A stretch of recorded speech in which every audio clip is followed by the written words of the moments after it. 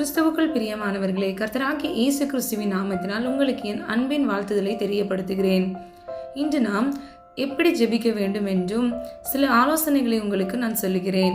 வேதத்தின் மூலம் நீங்கள் எப்படி ஜெபம் பண்ண வேண்டும் என்று நாம் பார்க்க போகிறோம். முதலாவது, ஜெபம் என்றால் என்ன? ஜெபம் என்பது நாம் தேவனோடு உறவாடி ஐக்கியப்படுவதும் அவரோடு தொடர்பு கொள்வதும் ஆகும்.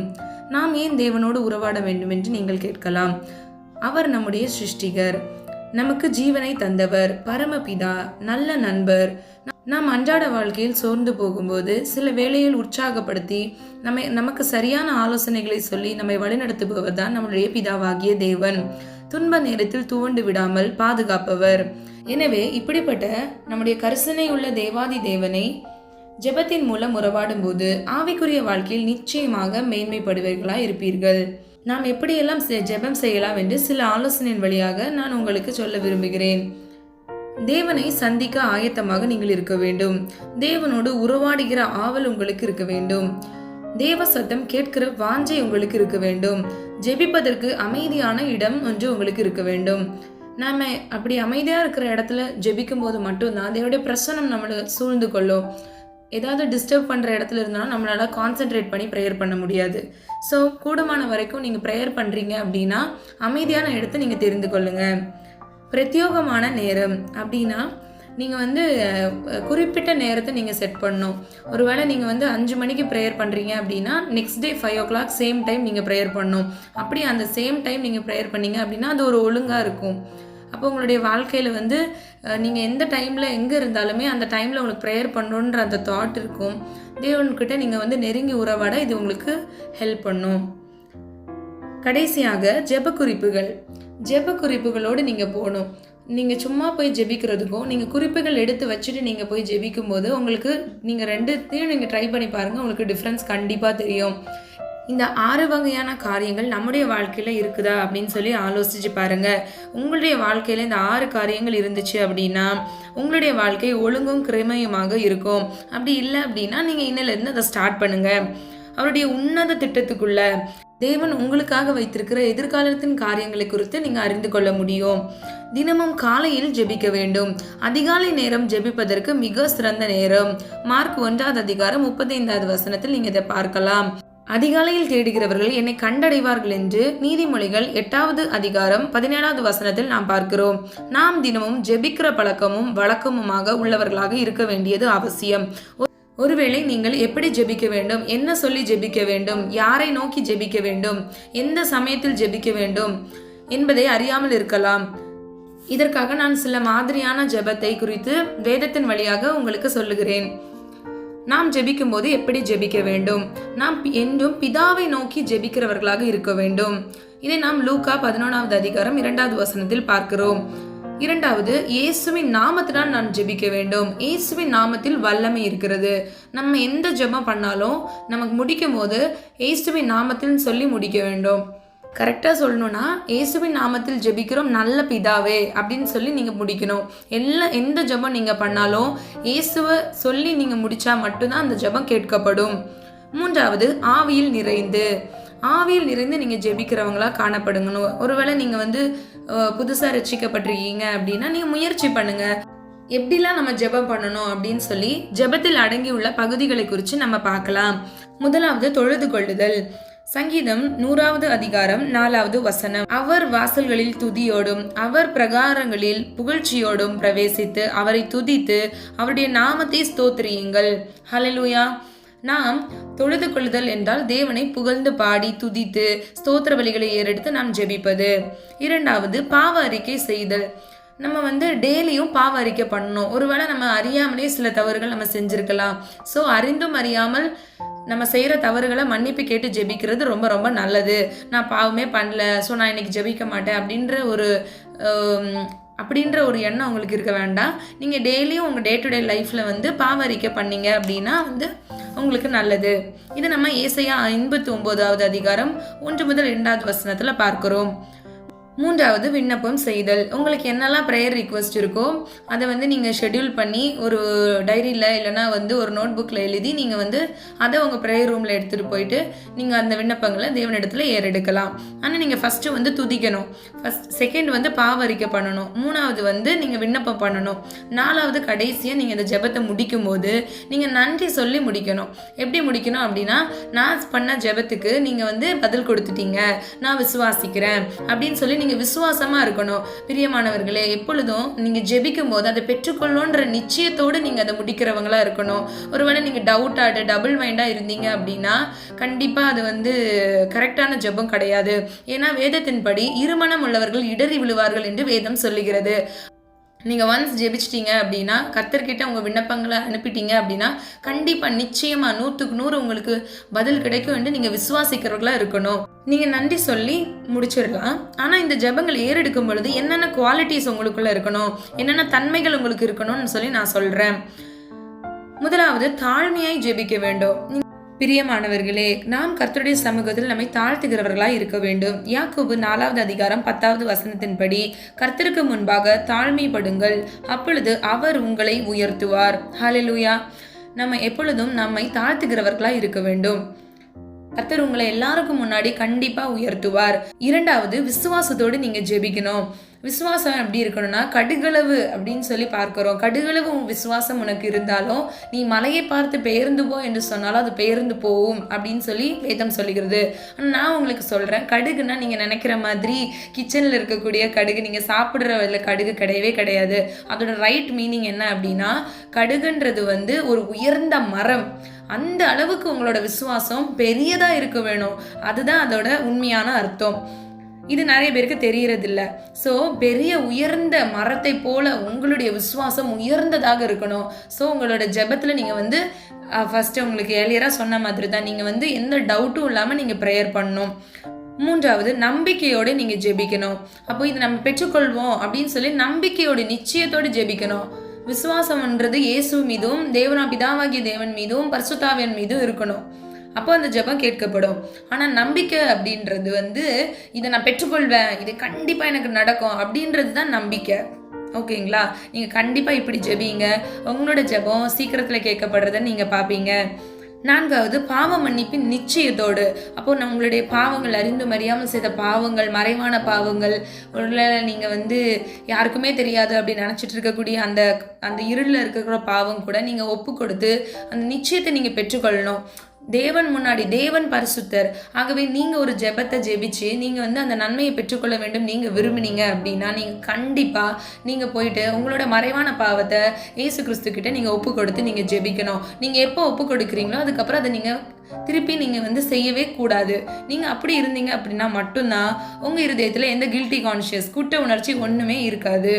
அப்படி நீங்கள் பாவ மன்னிப்பின் நிச்சயத்தோடு நீங்கள் போய் ஜெபிக்கும் போது உங்கள் ஜெபம் கண்டிப்பாக கேட்கப்படும். ஐந்தாவது, தேவ சித்தத்தின் மையத்தில் நின்று நாம் ஜெபம் செய்வது. இதில் ஆதார வசனம் 1 யோவான் 5வது அதிகாரம் 14-15. நாம் எதையாகிலும் அவருடைய சித்தத்தின்படி கேட்டால் அவர் நமக்கு செவி கொடுக்கிறார் என்பதே அவரை பற்றி நாம் கொண்டிருக்கிற தைரியம். ஹல்லேலூயா. நம்மளோட நம்பிக்கை எப்படி இருக்கணும் அப்படின்னா, நம்ம ஜெபத்தை அவருடைய சித்தத்தின்படி நம்ம கேட்கிறோம் அப்படின்ற தைரியம் நிச்சயம் நமக்கு இருக்கணும். ஒருத்தவங்க உங்களுக்கு அநியாயம் பண்ணுறாங்க அப்படின்னா நீங்கள் வந்து ஃபஸ்ட்டு நீங்கள் ஏசப்பா கிட்ட தான் ஃபஸ்ட்டு போய் சொல்லணும். நீங்கள் சொல்லும்போது கண்டிப்பாக உங்களுக்காக அவர் நியாயம் விசாரிப்பார். அவருடைய சித்தம் இதுதான் சொல்லி நீங்கள் அந்த நிச்சயத்தோடு போகணும். நீங்கள் வந்து யாருக்கும் தீமை நினைக்கக்கூடாது. ஏன்னா நம்ம வந்து தேவனுடைய பிள்ளைங்க. அப்படிப்பட்ட காரியங்கள் நம்ம ஒரு நாளும் என்றைக்கும் செய்யக்கூடாது. அப்படி நீங்கள் ஏதாவது உங்கள் ஜெபத்தில் உங்களுக்கு தெரியாமல் நீங்கள் வந்து பண்ணியிருந்தீங்க அப்படின்னா நீங்கள் கண்டிப்பாக இன்றைக்கே போய் ஜெபம் பண்ணுங்கள், மன்னிப்பு கேளுங்க. கர்த்தர் தாமே உங்களுடைய விண்ணப்பத்தை கேட்டு கர்த்தர் உங்களுக்கு கிருபையாக இறங்குவார். இந்த மாதிரிப்பட்ட சிச்சுவேஷனில் நமக்கு வரக்கூடிய நன்மை கூட தடைப்படுவதற்கு ஒரு காரணமாக இருக்கும். நம்ம எல்லாரையுமே மன்னிக்கணும் அப்படின்னு தான் நம்ம வேதம் சொல்லுது. ஸோ நம்ம யாருக்கு மேலேயும் நம்ம வந்து கோபமோ வைராக்கியமோ இல்லைனா ஒரு கசப்போ இல்லைனா வந்து ஒரு அவங்க என்ன ஹர்ட் பண்ணிட்டாங்க அப்படின்னு சொல்லிட்டு அந்த ஒரு தாட் வந்து நம்ம வச்சுட்டு இருக்கக்கூடாது. அப்போ நம்மளால என்றைக்குமே நிம்மதியாக இருக்கவே முடியாது. உங்களுக்குள்ள ஒரு சமாதானம் இருக்காது. ஒருவேளை அவங்க உங்கள் ஆஃபீஸில் இருக்கலாம், ஒருவேளை உங்கள் வீட்டு பக்கத்தில் இருக்கலாம், இல்லைனா நீங்கள் போகிற சர்ச்சில் இருக்கலாம், யாராக வேணால் இருக்கலாம். ஆனால் அவங்க வந்து உண்மையாகவே உங்களை ரொம்ப ஹர்ட் பண்ணிட்டாங்க. ஆனால் வந்து அது உங்களால் ஏற்றுக்கொள்ள முடியல. ஆனால் இன்னைக்கு நீங்கள் மன்னிப்பு கேளுங்க. இன்னைக்கு நீங்கள் அவங்கள மன்னிச்சிருங்க. நீங்கள் பண்ண ஜெபத்துக்கு மன்னிப்பு கேட்டுருங்க. நீங்கள் அவங்கள மன்னிச்சிருங்க. கர்த்தர் உங்களுக்கு உங்களுடைய நியாயத்தை பட்ட பகலை போல விளங்க பண்ணுவார். ஹல்லேலூயா. நம்புறீங்களா? விசுவாசிக்கிறீங்களா? ஆமீன் சொல்லி பெற்றுக்கொள்ளுங்கள். கடைசியாக வெற்றியுள்ள ஜெப வாழ்க்கைக்கு வேதத்தின்படி நாம் என்னென்ன செய்யலாம் என்று பார்க்க போகிறோம். முதலாவது, ஆவி ஆத்மா சரீரத்தில் ஆயத்தமாய் இருங்கள். நம்ம எப்பொழுதும் ஆயத்தமாய் இருக்கிறவர்களாய் இருக்க வேண்டும். ஆதார வசனம் மார்க் 1:35. அவர் அதிகாலையில் இருட்டோടെ எழுந்து புறப்பட்டு வனாந்திரமான ஒரு இடத்தில் போய் அங்கே ஜெபம் பண்ணினார். ஹல்லேலூயா. ஏசு எந்த சூழ்நிலையில் இருந்தாலும், அவங்க எவ்வளோதான் ஊழியம் பண்ணாலும், அவங்க கடைசியாக என்ன பண்ணுவாங்க அப்படின்னா வனாந்திரத்தில் இல்லை தனியாக போய் ஒரு இடத்துல ஜெபம் பண்ணுறதை அவங்க மிஸ் பண்ணவே இல்லை. அதே போல தான் நம்மளும் நம்மளோட டே டு டே லைஃப்பில் அனுதின வாழ்க்கையில் நம்ம ஜெபிக்கிறவங்களாக இருக்கணும். ஒவ்வொரு நாளும் நமக்கு கிடைக்கிற சில டைம் நீங்கள் டைம் ஃபிக்ஸ் பண்ணிடலாம். நீங்கள் ஆஃபீஸ் முடிச்சுட்டு வந்துடுவீங்க, நீங்கள் ஸ்கூல் காலேஜ் முடிச்சுட்டு வந்துடுவீங்க. ஆனால் சம்டைம்ஸ் உங்களால் அதை பண்ண முடியாது. ஒருவேளை உங்களுக்கு ஃபங்க்ஷன்ஸ் வீடு இருக்கலாம், ஒருவேளை உங்களுக்கு ஏதாவது பிஸி ஷெட்யூல்ஸ் இருக்கலாம். ஆனால் நீங்கள் என்ன பண்ணணும் அப்படின்னா, அந்த நேரத்தை நீங்கள் தேவனுக்கு கொடுக்க முடியல அப்படின்னா நீங்கள் அதுக்கு முன்னாடி இல்லைனா அதுக்கப்புறமா நீங்கள் அந்த டைமை நீங்கள் கொடுத்துடணும். ஒரு நாள் கூட நீங்கள் தேவனோட செலவு பண்ணுற அந்த டைமை நீங்கள் மிஸ் பண்ணிடவே கூடாது. ஏன்னா அந்த டைம் நீங்கள் விட்டுட்டீங்கன்னா அது உங்களுக்கு திருப்பி கிடைக்கவே கிடைக்காது. ஒன் டே நீங்கள் விட்டுட்டீங்கன்னா செகண்ட் டே அதை நீங்கள் கண்டினியூ பண்ணுறதுக்கு உங்களுக்கு கஷ்டமாக இருக்கும். முடிஞ்ச வரைக்கும் நீங்கள் உங்களை முழு முயற்சியோடு நீங்கள் அனுதினமும் daily personal time, family prayer தனியாக இருக்கட்டும், நீங்கள் பர்சனல் டைம், உங்களோட தனி ஜெபம், தேவனோட ஐக்கியமாக நீங்கள் இருக்கிறவங்களா நீங்கள் மாறணும். அப்படி நீங்கள் மாறினீங்க அப்படின்னா உங்கள் வாழ்க்கை முன்பு இருக்கிறத பார்க்கலாம். இதுக்கப்புறம் நீங்கள் இந்த ப்ரேயர்ஸ் எல்லாம் பண்ணும்போது நீங்களே அந்த டிஃப்ரென்ஸ் நீங்கள் கண்டிப்பாக பார்ப்பீங்க. பிரத்யோகமான நேரம் இடம் ஒதுக்குங்கள். தானியேல் 6வது அதிகாரம் 10வது வசனம். நீங்கள் முன்பு நான் சொன்ன மாதிரி தான் அந்த டைமும் அந்த நேரமும் நீங்கள் ஒதுக்கும்போது உங்களுக்கு அந்த டைமில் நீங்கள் ஜெபிக்கணும் அப்படின்னு சொல்லி ஆவியானவரே உங்ககிட்ட ஏவுறதை உங்களால் உணர முடியும். நீங்கள் அந்த இடத்துல ஒரு குறிப்பிட்ட இடத்துல மட்டும் உட்காந்து நீங்கள் ஜெபிக்கிறவங்களா மாறுங்க. நீங்கள் அப்படி இருந்தீங்க அப்படின்னா நீங்கள் எந்த இடத்துல போய் டெய்லி ஜெபம் பண்ணுறீங்க அப்படின்னா ஒரு 1 மந்த்துக்கு அப்புறம் நீங்கள் பார்த்தீங்க அப்படின்னா அந்த சைட் நீங்கள் போகும்போது அதில் உங்களால் ப்ரெசன்ஸ் ஃபீல் பண்ண முடியும். ஏன்னா நீங்கள் ஜெபிக்க ஜெபிக்க கர்த்தருடைய ஆவியானவர் அந்த இடத்துல உங்கள் நிமித்தமாக நிரம்பி வருவார். அப்போ அந்த ஸ்பெசிஃபிக் இடத்துல கண்டிப்பாக அந்த வல்லமை இருக்கும். ஸோ நீங்கள் என்னைக்காவது ஒரு டவுனாக இருக்கும்போது கூட நீங்கள் எதுவுமே பண்ண வேண்டாம். நீங்கள் அமைதியாக போய் அந்த இடத்துல உட்கார்ந்தீங்கன்னா உங்களால் அந்த சமாதானத்தை உணர முடியும். ஆவியானவர் அப்படியே அளவில்லாதபடி உங்களை நிரப்பி உங்களை ஆற்றுக்கொள்வார், தேற்றுக்கொள்வாங்க. நீங்கள் இன்னிலேருந்து ட்ரை பண்ணுங்கள். இது வரைக்கும் நீங்கள் ட்ரை பண்ணனா கண்டிப்பாக நிச்சயமாக ட்ரை பண்ணுங்கள். இது கண்டிப்பாக உங்களுக்கு பிரயோஜனமாக இருக்கும். 3வது, ஜெப நேரத்தில் தடுக்கும் எந்த செயலையும் விட்டு ஒதுங்குங்கள். யோவான் 6:15. பிரியமானவர்களே, ஜெப நேரம் நமக்குன்னு நம்ம ஷெட்யூல் பண்ண ஜெப நேரமாக இருக்கட்டும், இல்லைனா நம்ம ஃபேமிலி ப்ரேயராக இருக்கட்டும், நம்ம பர்சனல் ப்ரேயராக இருக்கட்டும், இந்த மாதிரி எந்த ப்ரேயர்ஸையும் எந்த ஒரு கமிட்மெண்ட்னால நம்ம விட்டுறக்கூடாது. ஒரு கெஸ்ட்டு வந்துட்டாங்க வீட்டுக்கு, அப்படி இல்லைனா நான் வெளியே போயிட்டு வந்தேன் அப்படின்ற எந்த காரணத்துக்காகவும் நீங்கள் கண்டிப்பாக நிச்சயமாக விட்டுறவே விட்டுறாதீங்க. சொன்ன மாதிரி தான் நம்ம ஜெபத்தை ஸ்டார்ட் பண்ணிடலாம். ஆனால் கன்சிஸ்டன்சி நம்ம வாழ்க்கையில் இருக்கணும். நம்ம தொடர்ந்து அதை செய்யணும். தொடர்ந்து அதை செய்யும் போது தான் நம்மளுடைய ஆவிக்குரிய வாழ்க்கையில் ஒரு முன்னேற்றத்தை நம்ம பார்க்க முடியும். ஒரு விடுதலையை நம்ம உணர முடியும். தேவனிடத்தில் நமக்காக வைத்திருக்கிற வாக்குத்தத்தத்தை நாம் நிச்சயமாய் பெற்றுக்கொள்ள அது நமக்கு உதவி செய்யும். அடுத்த காரியம், சிந்தனையை ஒருமுகப்படுத்தும் வரையில் சத்தமாக ஜெபித்தல். எபிரேயர் 5வது அதிகாரம் 7வது வசனம். ஹல்லேலூயா. உங்க சிந்தனையை ஒருமுகப்படுத்தணும். ஃபர்ஸ்ட் நீங்க ஃபர்ஸ்ட் ஜெபத்துல ரொம்ப ரொம்ப ரொம்ப முக்கியமானது தேவனோட நம்ம ஐக்கியம் வைக்கணும் அப்படின்னு நீங்க விரும்புனீங்க அப்படின்னா ஃபர்ஸ்ட் உங்க சிந்தனையில கிளியரா இருக்கணும். நீங்க ஃபர்ஸ்டே போயிட்டு ஃபர்ஸ்ட் அதனாலதான் எப்பவுமே துதிச்சு நீங்க ஸ்டார்ட் பண்ணணும் சொல்லுவாங்க. எப்போ ஏன் சர்ச்ல கூட ஃபர்ஸ்ட் சர்வீஸில் பாட்டு பாடல்றாங்கன்னா நம்ம பாடல் பாட பாட தேவனை துதிக்க துதிக்க தேவனுடைய பிரசன்னம் அளவில்லாதபடி இறங்கும்போது நம்மளோட மனக்கண்கள் திறக்கப்படும் பொழுது நம்மளால அந்த செய்திகளை உள்வாங்கி நம்ம அது நமக்குன்னே பேசின மாதிரி நம்மளுக்கு அது பிரயோஜனமாக பயன்படும். அதுக்காக தான் அதை வந்து நம்ம பண்ணுறாங்க.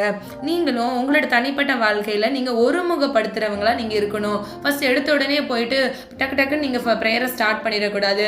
மனம் விட்டு துதியுங்க, மனம் விட்டு நீங்கள் கர்த்தரோடு பேசுங்க. அதுக்கப்புறம் ஒரு ஸ்டார்டிங் ப்ரேயர், ஒரு சின்ன ப்ரேயர் நீங்கள் வந்து பண்ணிவிட்டு அதுக்கப்புறமா நீங்கள் துதிச்சு ஸ்தோத்திரிச்சு அதுக்கப்புறம் நீங்கள் வந்து எல்லா காரியங்களான ஜெபங்கள் எல்லாம் நீங்கள் அறிக்கை எடுத்துட்டு அதுக்கப்புறம் நன்றி ஜெபம் சொல்லி நீங்கள் முடிச்சிருங்க. இன்னும் கடைசியான காரியம் ஒன்றை மாத்திரம் சொல்லி நான் இதை முடிக்க விரும்புகிறேன். ஜெபத்திற்கு அதிகாலை நேரம் மிகுந்த சிறந்தது. மோஸ்ட் ஆஃப் த கிறிஸ்டியன்ஸ் வந்து அதிகாலைலாம் எழுதி ஜெபிப்பாங்க. நீங்கள் எப்படி இருக்கிறீங்க நீங்கள் யோசிச்சு பாருங்கள். ஒருவேளை உங்களால் காலையில் என்னால் எழுந்துக்கவே முடியல அப்படின்னு நீங்கள் நினச்சிங்கன்னா அட்லீஸ்ட் ஒரு 6 o'clock எழுந்து ஜெபிங்க. அது கூட காலையில் தான், ஓகேங்களா? அதிகாலைனா ஒரு 3, 4 அப்படின்னு சொல்லி யோசிச்சு நீங்கள் வந்து அதை பண்ணாமலே இருந்துடாதீங்க. அட்லீஸ்ட் ஒரு 6 o'clock எழுந்து நீங்கள் ஜெபிச்சிங்க அப்படின்னா உங்களுக்கு கண்டிப்பாக யூஸ்ஃபுல்லாக இருக்கும்.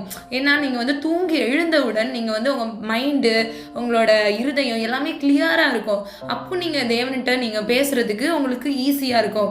ஒருவேளை இதே நைட் ப்ரேயர் நீங்கள் யோசிச்சு பாருங்கள். நீங்கள் ரொம்ப டயர்டாக போயிட்டு நீங்கள் ப்ரேயரில் போய் உட்காந்திங்கன்னா உங்களுக்கு ப்ரேயரே வராது, தூக்கம்தான் வரும் இல்லையா?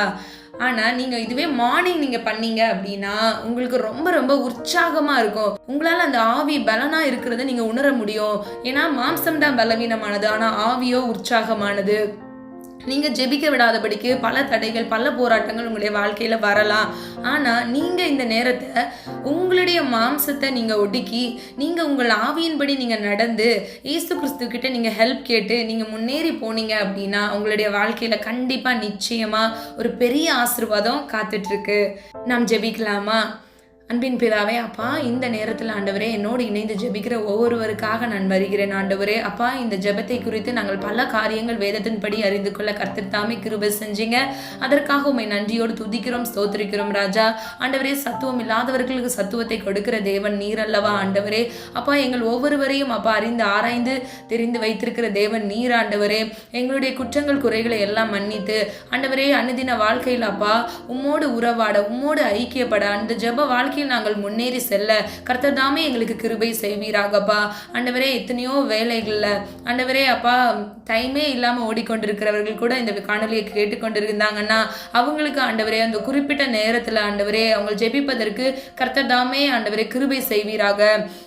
அது மாத்திரமல்ல, அதிகாலையில் எழும்ப முடியாதபடிக்கு இருக்கிற எல்லா தடைகளையும் இயேசுவின் நாமத்தினால் நிர்மூலமாக்கி போடுங்கப்பா. அதிகாலை எழும்ப அவர்களை உற்சாகப்படுத்துங்க ஆண்டவரே.